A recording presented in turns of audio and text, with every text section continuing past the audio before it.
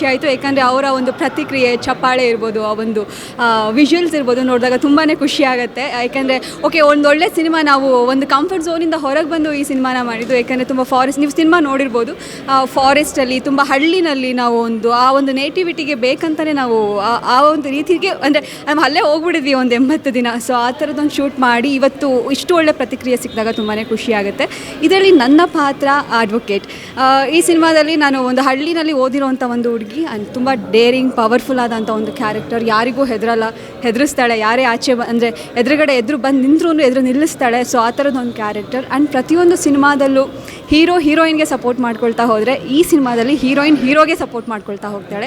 ಹಳ್ಳಿಗಳ ಜನಗಳಿಗೂ ಏನಂತ ಹೇಳ್ತೀರಾ ಅಂದರೆ, ನನ್ನ ಪಾತ್ರದ ಹೆಸರು ಅಂಬಿಕಾ. ಈ ಸಿನಿಮಾದಲ್ಲಿ ಅಂಬಿಕಾ ಇರೋವರೆಗೂ ದ್ರಾವಿಡ್ಗೆ ಏನೂ ಆಗಲ್ಲ. ಸೊ ಅವಳು ಅವನ್ನ ಕಾಪಾಡ್ಕೋತಾಳೆ ಅನ್ನೋಷ್ಟು ಪವರ್ಫುಲ್ ಆದ ಒಂದು ಪಾತ್ರ ಈ ಸಿನಿಮಾದಲ್ಲಿ ನಾನು ಮಾಡಿದೆ. Okay ma'am, first day reaction ಹೇಗಿತ್ತು ಚಂದ್ರದ್ದು?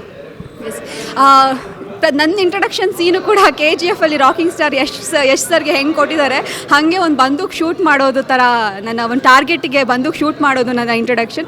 ಸೊ ಆ ಸೀನಿಗೆ ತುಂಬ ವಿಜುವಲ್ಸ್ಗಳು ಜೋರಾಗೇ ಇತ್ತು. ಆ್ಯಂಡ್ ನನ್ನ ಸಾಂಗು ಜೀವ ಇದು ನಿನ್ನದೇ, ಆ ಸಾಂಗಿಗೂ ತುಂಬ ಜೋರಾಗಿ ವಿಜುವಲ್ಸ್ಗಳು ಚಪ್ಪಾಳೆ ಆಗ್ತಿದ್ದಾಗ ತುಂಬ ಖುಷಿ ಆಯಿತು. ಆ್ಯಂಡ್ ನನ್ನ ಫ್ಯಾಮಿಲಿ ಬಂದಿದ್ರು, ಅವರು ಕೂಡ ತುಂಬ ಪ್ರೌಡ್ ಫೀಲ್ ಮಾಡಿದ್ರು. ಇದೊಂದಕ್ಕೋಸ್ಕರ ನಾವು ಕಾಯ್ತಾ ಇರ್ತೀವಿ. ಏಕೆಂದರೆ ಅಷ್ಟು ಕಷ್ಟಪಟ್ಟು ಸಿನಿಮಾ ಮಾಡಿದಾಗ ಈ ಥರದೊಂದು ಚಪ್ಪಾಳೆಗಳು ಸದ್ದು ಕೇಳಿಸ್ತಾ ಇತ್ತು ಅಂತಲೇ ಮನಸ್ಸಿಗೆ ಓಕೆ, ನಾವೇನೋ ಒಂದು ಮಾಡಿದ್ದೀವಿ ಜೀವನದಲ್ಲಿ ಅನ್ನೋದು ಒಂದು ಸಮಾಧಾನ ಆಗುತ್ತೆ, ಖುಷಿ ಆಯಿತು. ಈ ಸಿನಿಮಾದ ಹಾಡುಗಳ ಬಗ್ಗೆ ಅಥವಾ ಆ ಸಾಂಗ್ ಶೂಟಿಂಗ್ಗಳ ಬಗ್ಗೆ ಹೇಳೋದಾದರೆ, ಇದರಲ್ಲಿ ನಾವು ಏನು ತುಂಬ ಅದ್ಭುತವಾದ ಮೇಕಿಂಗ್ ಅನ್ನೋ ಥರ ಏನಿಲ್ಲ, ಕತೆಗೆ ಬೇಕಂಗೆ ನಾವು ಆ ಮಾಂಟೇಜಸ್ಗಳನ್ನ ಶೂಟ್ ಮಾಡಿರೋದು. ಜೀವ ಇದು ನಿನ್ನದೇ, ಅದರಲ್ಲಿ ಒಂದು ಲೈನ್ ಬರುತ್ತೆ, ಏನೂ ಹೇಳಿಕೊಳ್ಳದೆ ಅತಿ ಪ್ರೀತಿ ಮಾಡಿದೆ ಅಂತ. ಇದು ನನ್ನ ಸಾಂಗು. ಅಂದರೆ ಸಿನಿಮಾದಲ್ಲಿ ನನಗೂ ಹೀರೋಗೂ ಪ್ರೀತಿ ಇರುತ್ತೆ, ಬಟ್ ಅದನ್ನೆಲ್ಲೂ ಹೇಳಿಕೊಳ್ಳಲಾಗದೆ ಅತಿ ಪ್ರೀತಿ ಮಾಡಿದೆ ಅಂತಲೇ ಸಾಂಗ್ ಇರೋದು. ಸೊ ಮನಸ್ಸಲ್ಲಿ ಪ್ರೀತಿ ಇರುತ್ತೆ, ಬಟ್ ಹೆಜ್ಜೆಗೂ ಸಪೋರ್ಟ್ ಮಾಡ್ಕೊಳ್ತಾ ಹೋಗುವಂಥ ಪಾತ್ರ. ಇದರಲ್ಲಿ ಅಪ್ಪ ಮಗನ ಪ್ರೀತಿ ಜಾಸ್ತಿ ತೋರಿಸಿದ್ದಾರೆ. ಇದರಲ್ಲಿ ಹೀರೋಯಿನ್ ಮಧ್ಯ ಲವ್ ಇರಲ್ಲ ಈ ಸಿನಿಮಾದಲ್ಲಿ, ಆ ಥರದ್ದೊಂದು ಇದು. ಸಾಂಗ್ ಬಂದು ಜುಡಾ ಸ್ಯಾಂಡಿ ಅವರು ಮಾಡಿರೋದು. And editing KGF editor Srikanth sir. And cameraman ಬಂದು ಉಗ್ರಂ ಸಿನಿಮಾಗೆ ಮಾಡಿರೋವಂಥವರು Ravikumar sir. So technical team ತುಂಬ ಸ್ಟ್ರಾಂಗ್ ಆಗಿದೆ. ಆ್ಯಂಡ್ ಸಿನಿಮಾ ಕೂಡ ಅಷ್ಟೇ ಅದ್ಭುತವಾಗಿ ಬಂದಿದೆ. ಆ್ಯಂಡ್ ಇಷ್ಟು ಖುಷಿ ಮಧ್ಯದಲ್ಲಿ ಎಲ್ಲೋ ಒಂದು ನೋವು ಉಂಟಾಗೋದು ಏನಂತಂದರೆ ಕಾಂಟ್ರವರ್ಸಿ. ಸಿನಿಮಾ ರಿಲೀಸ್ಗೂ ಮುಂಚೆನೇ ಕಾಂಟ್ರವರ್ಸಿ ಮಾಡಿದ್ದಾರೆ. ಸೊ ಅವ್ರಿಗೆಲ್ಲ ನಾನೇ ಟಿಕೆಟ್ ಸ್ಪಾನ್ಸರ್ ಮಾಡ್ತೀನಿ. ಇವತ್ತಿಂದ ಸಿನಿಮಾ ರಿಲೀಸ್ ಆಗಿದೆ, ಎಲ್ಲ ಸಿಂಗಲ್ ಥಿಯೇಟರ್ನಲ್ಲೂ ಸಿನಿಮಾ ನಡೀತಾ ಇದೆ. ದಯವಿಟ್ಟು ಬನ್ನಿ, ನಾನೇ ಟಿಕೆಟ್ ಕೊಡಿಸ್ತೀನಿ, ಸಿನಿಮಾ ನೋಡಿ ಆಮೇಲೆ ಮಾತಾಡಿ ಏನು ಕಾಂಟ್ರವರ್ಸಿ ಇದೆ ಅಂತ.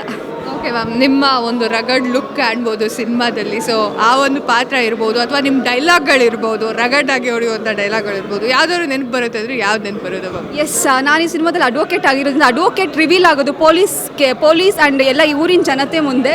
ಇವಳು ಯಾಕೆ ಇಷ್ಟು ಸಪೋರ್ಟ್ ಮಾಡ್ತಿದ್ದಾಳೆ ಅಂತ ಒಂದು ಕ್ವಶನ್ ಬಂದಾಗ ಒಂದು ಡೈಲಾಗ್ ಬರುತ್ತೆ, ಕಾನೂನನ್ನ ಓದಿ ಕಾನೂನನ್ನ ಕಾಪಾಡೋಕೆ ಅಂತಲೇ ಕಾನೂನು ನನಗೆ ಲಾಯರ್ ಅನ್ನೋ ವೃತ್ತಿ ಕೊಟ್ಟಿದೆ. ಕಾನೂನು ಮುಂದೆ ನೀನು ಅಂತ ನಿಂತರೆ ಕಾನೂನು ಕೆಳಗೆ ಕಾಲು ಕಸಾಗೋಗ್ತೀಯ, ಹುಷಾರ್. ಸೊ ಈ ಥರ. Thank you ma'am, so nice. Okay, the last Dhairyam Sarvatra Sadhanam ಸಿನಿಮಾವನ್ನು ವೀಕೆಂಡ್ನಲ್ಲಿ ಯಾಕೆ ಬಂದು ಸಿನಿಮಾನ ಜನ ನೋಡಬೇಕು, ಹಾಗೆ ಕೌಟುಂಬಿಕವಾಗಿ ಬರ್ಬೋದಾ ಅಥವಾ ಸಿಂಗಲ್ ಆಗಿ ಬರಬೇಕಾ, ಯಾರ್ಯಾರಿಗೆ ಇಷ್ಟ ಆಗುತ್ತೆ ಈ ಸಿನಿಮಾ, ಇದ್ರ ಬಗ್ಗೆ?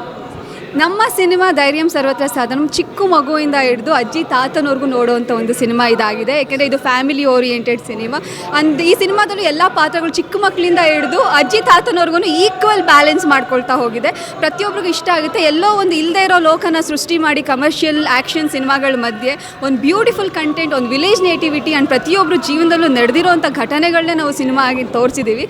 ಸೊ ಪ್ರತಿಯೊಬ್ಬರಿಗೂ ಇಷ್ಟ ಆಗುತ್ತೆ. ಆ್ಯಂಡ್ ಸಿನಿಮಾ ನೋಡಬೇಕಾದ್ರೆ ನಿಮ್ಮ ಅಪ್ಪ ಅಮ್ಮನ ವ್ಯಾಲ್ಯೂ ಏನು ಅನ್ನೋದು ನಿಮಗೆ ಗೊತ್ತಾಗುತ್ತೆ. ದಯವಿಟ್ಟು ಮಿಸ್ ಮಾಡದೆ ನಿಮ್ಮ ಹತ್ತಿರದ ಚಿತ್ರಮಂದಿರಗಳಲ್ಲಿ ನಮ್ಮ ಸಿನಿಮಾ ನೋಡಬೇಕು. ನಿಮ್ಮ ಸಪೋರ್ಟ್, ಆಶೀರ್ವಾದ ಖಂಡಿತವಾಗ್ಲೂ ನಮ್ಮಂಥ ಹೊಸ ಕಲಾವಿದರಿಗೆ ಬೇಕು ಅಂತ ಕೇಳಿ. Thank you ma'am, thank you so much.